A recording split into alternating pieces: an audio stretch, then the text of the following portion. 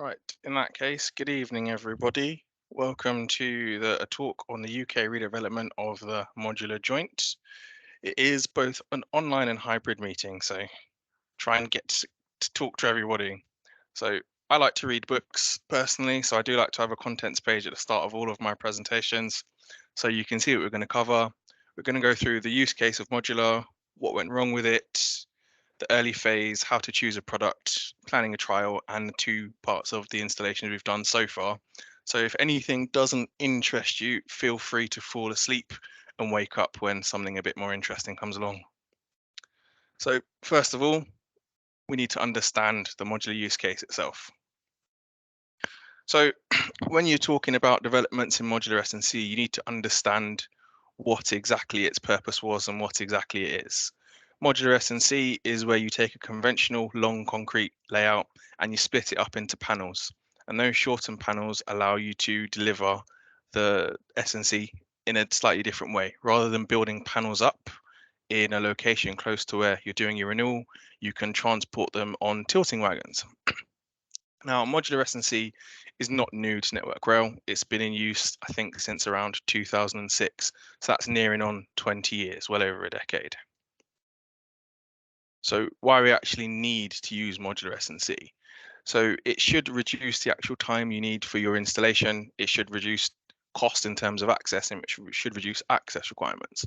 Now, modular hasn't achieved all of these, but there are definitely locations where if you don't use modular, there is very little opportunity for you to be able to successfully complete an installation. Now, again, because you have smaller panels, you can transport these on tilting wagons to site. And it also means you get the expertise of the manufacturers doing the build up at the S&C yard before they transport it to site. Now, what has actually gone wrong with modular S&C? So the reasons for this project. First of all, there was a freight derailment in 2018 at Lewisham or Courtill Junction. Now, while the modular joint itself was not the cause of derailment, it did not stop the derailment from happening. Now, the recommendation from the RR at that particular derailment has been closed, but I do believe that if we do not go through with this redevelopment project, it is very likely that that recommendation will be opened and will be asked to do it anyway. As you can see in those photos, you also get screws that shear off and break. You get wide gauge issues, and you can also get twist related faults. Another issue with this is that different routes have different definitions of the amount of modular S&C that has issues. Some places will say it's 5%, which is not that many of their modular S&C units, and some places will say every single modular S&C unit has a problem or has an issue. Now, I think part of that reason is down to the fact that different regions and different routes have different tonnage requirements, and they use S&C in slightly different location. So if you are on West Coast Main Line and you have incredibly high tonnage all year round, versus where if you are maybe off somewhere near a siding in Scotland where you don't see very much, but you still needed to do modular because the access was poor, it's very likely that one of those is going to see more issues than the other one. So that takes us to what has been done so far. So the introduction of the modular standard 3406, that includes 3 modules. It gives you detail on how to design, install, and maintain modular S&C. Now, if you take a look at that image, you can see what we call back-to-back spine panels. That is a method of design where the short-ended bearer swap sides. And where that happens, you can also get a twist fault. We no longer support this type of design.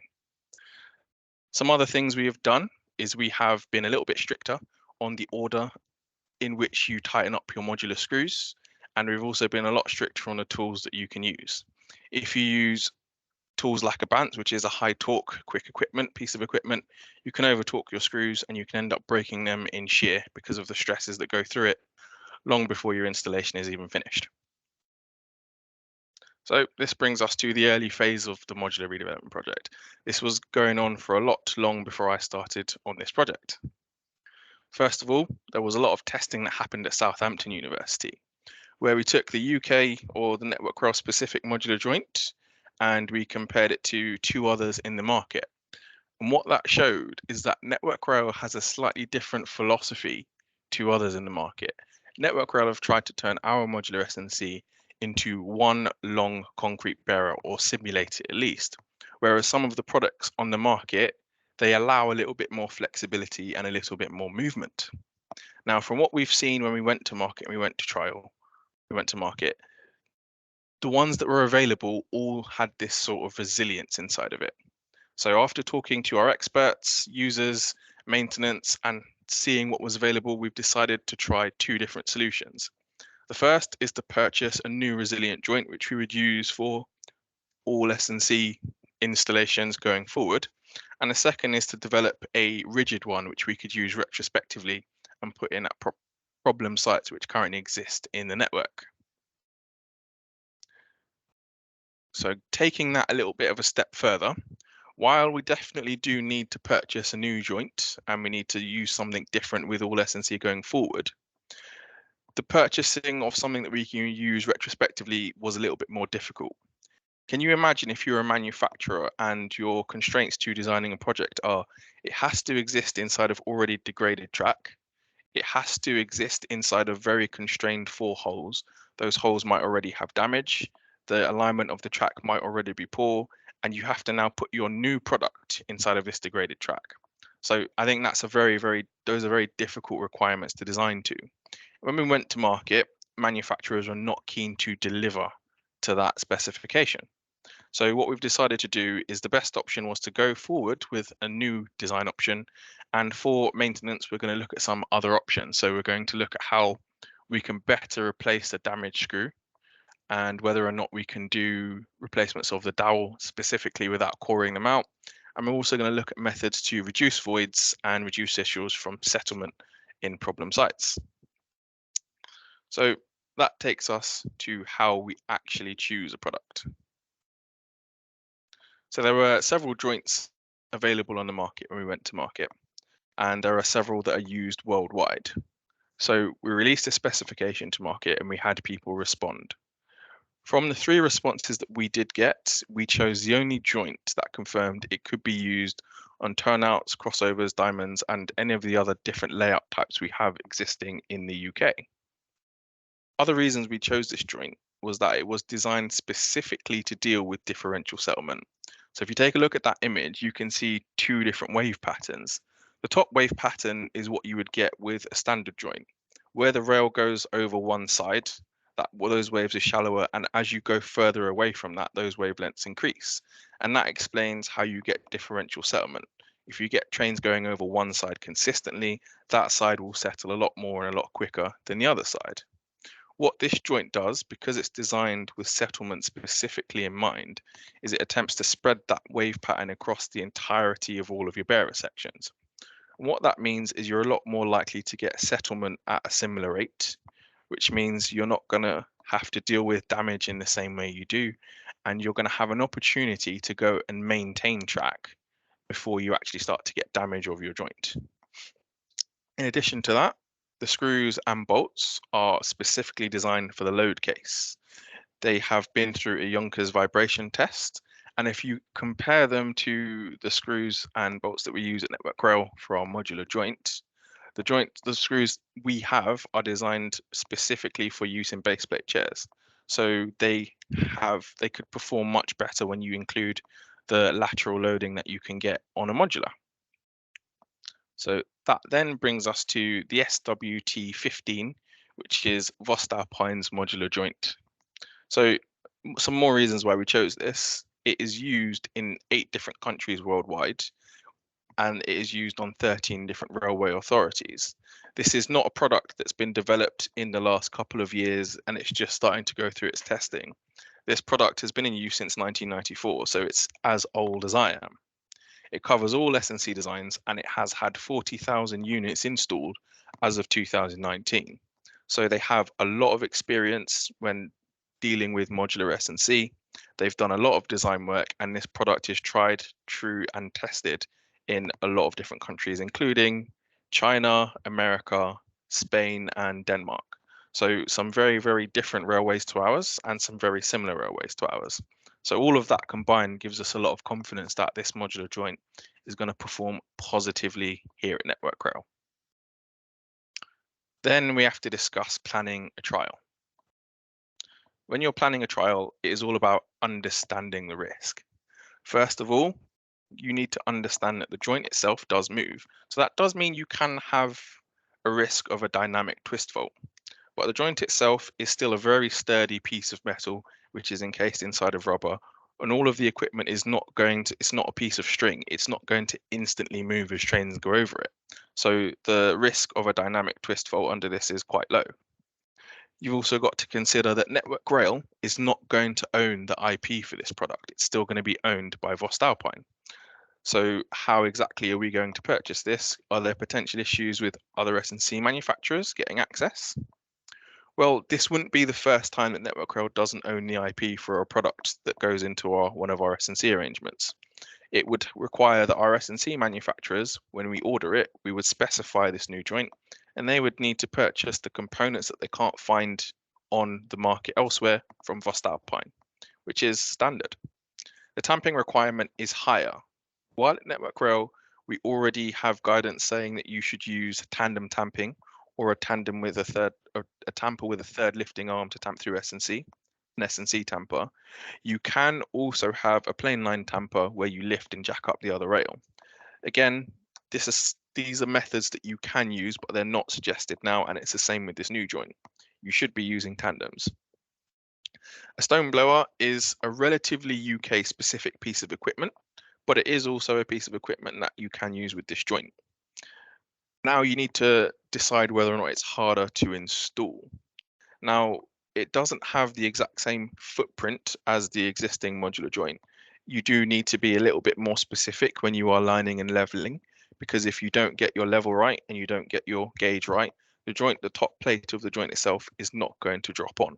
So you need to be very accurate with this. But again, this is what you would expect from an installation site. Is it compatible with existing modular hulls? Specifically, no. We don't want to be in a situation in 10 to 15 years' time where you have a maintainer who has an existing asset which is falling away and very degraded, where they see this new product and they think, okay, let's go and replace what we currently have with this new product. Because it specifically doesn't fit, it's just not possible. We don't want to have arrangements where we go from trying to be a fixed long through bearer to trying to be something with resilient and more flexibility around the crossing nose. I think that is a very high risk situation that you could end up in. Inspection frequency. So while you do need to go out and inspect these joints, I think we are going to increase inspection frequency in specifically on modular to what we currently have, just because no product is maintenance free. And keeping an eye on it means that you can determine whether or not it's going to fail anytime soon. Hidden components. There is a concern that a couple of the joints into the screws into the concrete are going to be hidden by the top plate. But that top plate itself is almost sacrificial in a way. The two T-bolts that go upwards do not allow or are more likely to fail than the bolts that go into the concrete. And because they're going to fail first, it means that those bolts into concrete are going to take a lot less stress and are unlikely to fail. And then you have the various different bearer compatibilities. So that's a lot that you need to understand when you are understanding risk. Then when you are planning a trial, you also need to think about choosing a location. So what kind of S&C is it going to be installed with in the future? Is it going to be an R56 or is it going to be Mark II or Mark I? Those have different tonnage requirements and they have the places you would install either of those are not the same. So you need to decide whether or not you need to trial only on one or on all of those. What concepts are you trying to prove that it functions well with? How much risk do you go with? Are you going to start off by having a very, very low risk, low speed area? With a product like this that's been in use for almost 30 years, is that entirely necessary? Do you then need to go to a very, very high risk place in order to prove it after you've done your proof of concept? How long does it actually need to be in track for before you have confidence it's effective? So in the case for this joint, we've decided to go for one lower speed, lower tonnage area, which still has a big differential where the turnout route is mainly used for freight traffic. So that gives you a low risk area which still has the best or the worst use case for modular where you're most likely to see problems. And then we've also decided to put it in somewhere which has a lot higher tonnage and a lot higher speed or similar speed, just because putting that higher tonnage means it's likely to degrade faster. And lastly, depending on location, do you want to have any contingency plans? So for one of our locations, we decided to cast contingency bearers. So if there is any failure, then we can go in and replace with long through concretes. The other area, the TME was happier to take the risk because for that area, you can have bearers cast within 7 days and replaced in that time frame. So the risk appetite is different depending on where you go. Next, you have to make sure that you talk to maintenance, because if you go and develop a product and you don't consider the full life cycle of it, it's doomed to fail. So we need to understand how can be maintained. For example, it has a maximum of a 15mm difference between the alignment of the two bearer ends. Now, if by the time you have this full 15mm difference, you are in the realm of having a twist fault. So it means, although that sounds like it's a very small difference, by the time you have that, you should be considering maintaining your track before you have a serious twist fault anyway. Now, basic visuals for bolts and to check torque and tension. And there we are planning to add an additional annual or dependent on tonnage requirement to go and check torque and tighten torque. And on your basic visuals, you also need to check for any damage on the rubber or metal connections and for any cracks on the concretes and replace as necessary. So a lot of that is similar to what you would have to do with your current modular S&C. Now you have to understand how you install it. So the installing is slightly different to existing modular. First of all, instead of 8 screws that you now need to screw down, there are only 2. So that can be considered as a 75% time saving. And because these screws all need to be torqued, the torque gun for this does not operate very quickly. So that can actually mean you save a lot of time. Again, that's one of the reasons it makes it easier to install. But some things that are a bit more complicated is that you can see there that you've got quite a few pieces that you need to install. The T-bolt is always there, but in that top image you can see a plastic insulator that goes between the metal components so you don't have any damage or corrosion there. You also have the nut that goes on top of it, and you have some spring washers. And these components, while they are shipped inside of a bag as existing modular is, it is a little bit harder to keep track of and all of these parts when you're doing your installation. But outside of that, it is a very similar install and it is a little bit easier to do. Lastly, you have to consider how you actually monitor it. So in addition to all of the standard site visits that you would make to check gauge, to view that to make sure there are no track faults, we've also decided to go with some of the best in class monitoring. So we've installed 4 Connex monitors where the crossing noses are. So this means we'll have constant visualization of displacement or voiding and the impact forces that go through the crossing nose. And these are very key indicators to know whether or not you need to go out and do maintenance, or whether or not you've had any damage. So now we're moving on to actually delivering an installation at Fulton Junction. So Fulton Junction was a timber layout. It's a turnout, and on the turnout road is where we expected the majority of the freight traffic to go. It is an EV switch and it is NR56. So it is the lower risk site of the 2 that we decided to go for. First thing we did is we went over to Beeston Yard to see it after it's been manufactured and it's getting ready to ship off for installation. We also needed to check tilting wagon compatibility once you're there, because if your modular S&C does not fit on a tilting wagon, I don't really think you can call it modular S&C anymore.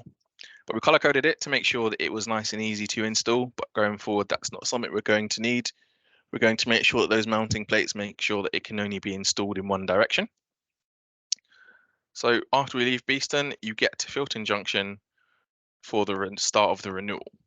So you go and you see the Kirov train ripping out all of the plainline S&C. We did need to go and make some repairs as some pads had come off before transit at Beeston. But once that was done and the plainline was out, we went back to hotel to wait to see once the actual S&C had started to come out, wait to see the interesting stuff. And of course, that is exactly when the Kirov decided it wasn't going to work anymore.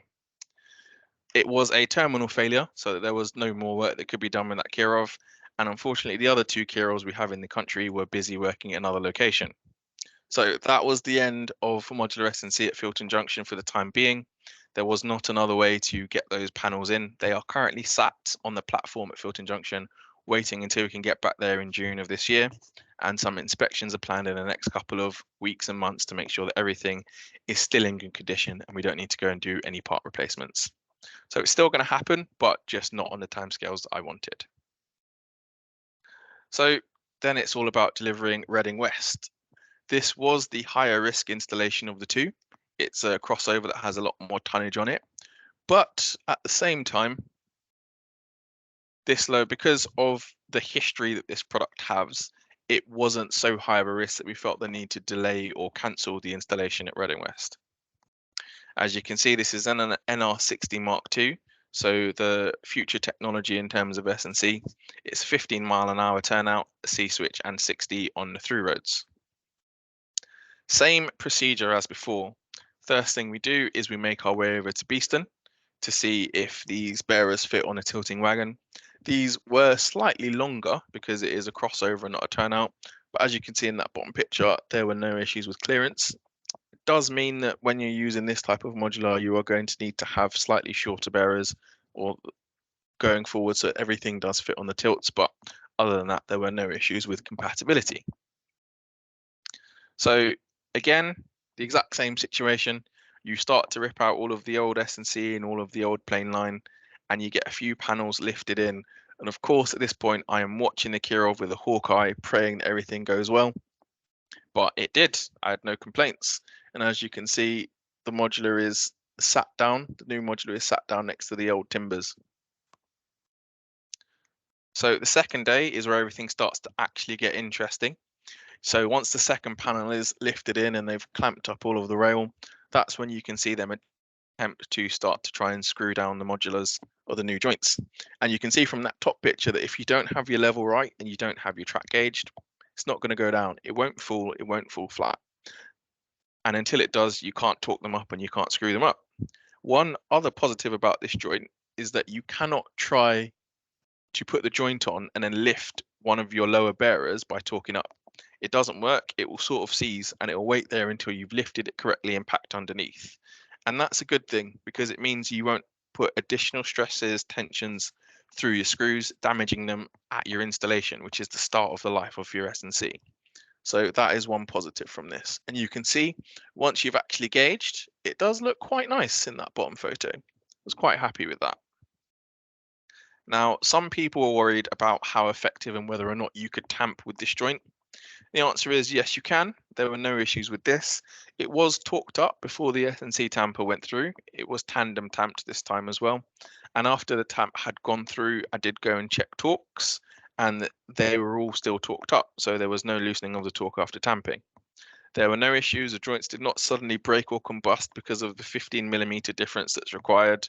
It was exactly as you would expect modular S&C to be.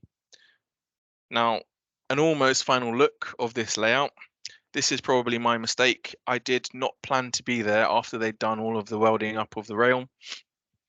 I planned to be there for after they'd finished the tamping shifts, but as with some renewals, it was running a little bit late, so I did not get to see it in daylight as a finished product, but this is as close as I got. I will be going there in about 2 weeks' time to get some more photos after it's had some train running. I'm looking forward to that as well. So we've done our installation. What's next? Is this product now ready to be used all across the network tomorrow? No, it's not. First thing you need to do is you actually need to do some monitoring and make sure that no unexpected degradation or faults appear. So in the first couple of weeks, the vertical displacement is less than 1mm and the acceleration is less than half of a G on all 4 monitors, which is really good. It's exactly what you'd expect, and that has been holding since the installation a month ago. So we're going to monitor that for a time, and we're going to see if there is any unexpected degradation or degradation which we can specifically say is down to the joint itself. So for full approval, there are still quite a few steps we need to go through. Again, monitoring for no degradation. We need to finalize the best installation procedure. having been there, it looks as if we could use a sort of guide which helps you get the panels in the right location at the start of the panel and at the end of the panel. If you can get those two as close as you can to gauge, the rest of it should also be where it needs to be. And if you can do that, I think it will make it a bit easier, because lifting and packing, if you've got it too far out of position, can be quite difficult. Also, standards need to be updated for the new joint and any new processes. People need to know how to design with it. Although the joint can go in all the same positions, there may be some new and novel options for design going forward. Same for installation. You need some guidance on the correct and best ways to do that to minimize time and maximize the benefits and efficiencies.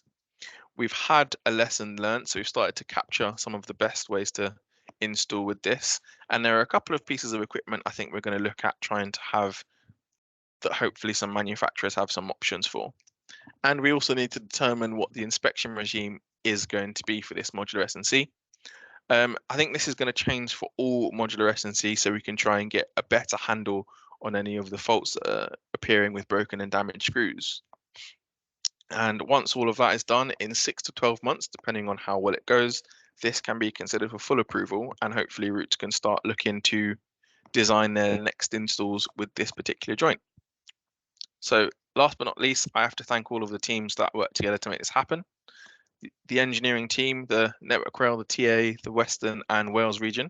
The Southern Rail Alliance were also brilliant in helping us with the install and planning of the project itself.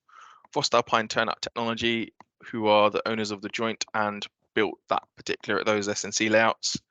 Cemex, who put the bearers together, and they had to help us with some novel installs for the castings for our Connex monitors, and Connex themselves for helping us to monitor it over the next few months going forward. Thank you very much. That is my presentation. Do we have any questions? I think that was great. Thanks, Jaydan. Lovely. If you could put your hands up and or pop them in the chat. Hands. Got a comment from Andy Savage just saying he started modular S&C when he left Carillion around 2005. So first question we've got is from Andrew. Hi, Jaydan. That was very interesting. Thank you. I wondered, given that you've got a series of connected bearers there, is there a risk that you get any unintended bending, which in continuous bearers you wouldn't have got, but once it's tamped up, you could have some residual stress in there? That's a good question. I think there is potential for that to happen, but you do have to remember it is quite solid pieces of metal that are connecting that. And also that is a very similar situation that you would have with your existing modular anyway. So while it has happened, there aren't any reported instances happening with that joint in its 20 or so, almost 30 years of life so far, but that is something we are keeping an eye out for. Okay, thanks. Great, and the next question is from Brian. Yeah, no, thanks, Jaydan. Very interesting, and yeah, fascinating to see how it's progressed, and actually good to see it now in track, having sort of been involved in the past. One question I had, have you got anything to benchmark it against with a conventional modular joint with the shroud? Is there any effort to look at you're monitoring that one very carefully, looking at settlement and everything else? Would you have you got a similar sort of thing to compare to see whether we've got a significant improvement over a conventional modular shroud joint? So at present, I'm afraid that we don't. So this was the first time that Connex monitors were installed at the same time as the installation was done. So right. At the moment, I don't know if I have the additional budget to find another nearby renewals in order to have Connex monitors installed. And I'm not entirely sure how many locations are keen or interested in having monitoring immediately after the fact at the moment, because you wouldn't expect your new renewals to have issues that you need to keep track of. Yeah. But that is something we can consider doing. But at the moment, the answer is no. Is there anything, do you think, from just looking at track quality over a period of time that may give us an insight into that? Because if it does sort of what it says on the tin, we may see some significant improvement there. Yes, I think so. I think I will be trying to look at our existing methods for understanding track quality, and then comparing to that as the runs or frame recording runs go through. Excellent. No, thanks very much.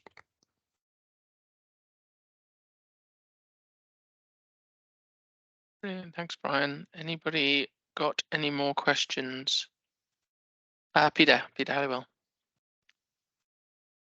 Hi, Jaydan, that was great. I'm sorry I missed the beginning, so apologies if you already covered this, but now you've got an installation in, you'll get the other one in a couple of weeks. What are the inspection and maintenance requirements on these joints? Are there any prescribed checks that are needed on torquing requirements or inspections and so on? So from the manufacturer, there are essentially no torque requirements going forward. It's not required to check torque. The intention is for all modular S&C that we are going to start checking torque, and that's going to be determined via some working groups as we go and update the standards themselves.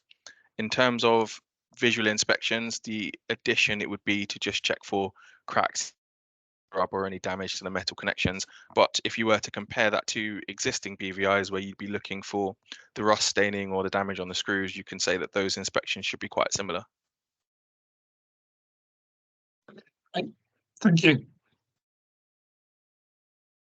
Brilliant. One question for me, Jaydan, was you said you couldn't use the screw to sort of pull it up and level it. So how did they make that? Because I could see exactly what you were saying, that people would try and do that. So how did they stop that? What was in the joint that prevented that happening? I think that is just the design of the joint itself. When you try to lift it up, because it's not as big of a piece as the existing shroud is, it doesn't want to sit level, so you can't use that to pull it up. It wants to sit at an angle unless it's already level beneath it. So because it wants to sit as an angle, if you try to tighten down the nut that's on the top, at some point it will just seize and stop at an angle. So you have to lift it level, and once it's level, that's the only time it will actually screw down properly effectively. Brilliant, thanks. Anybody got any last questions for Jaydan? No? Oh, well, that was really comprehensive, Jaydan. And got one question, Andy.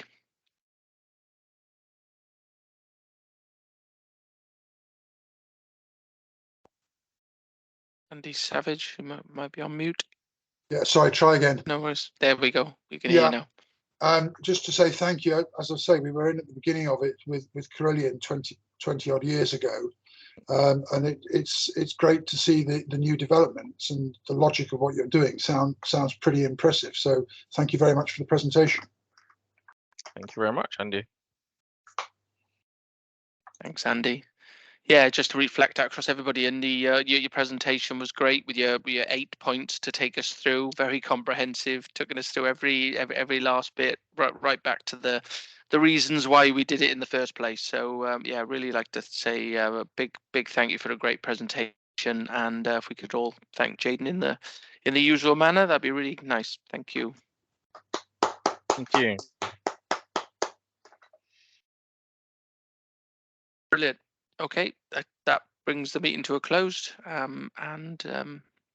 we'll have another exciting presentation online in a month's time. Thanks all. Cheers. Good night, Thanks, Jaydan. Thank you. Thanks See you all. soon.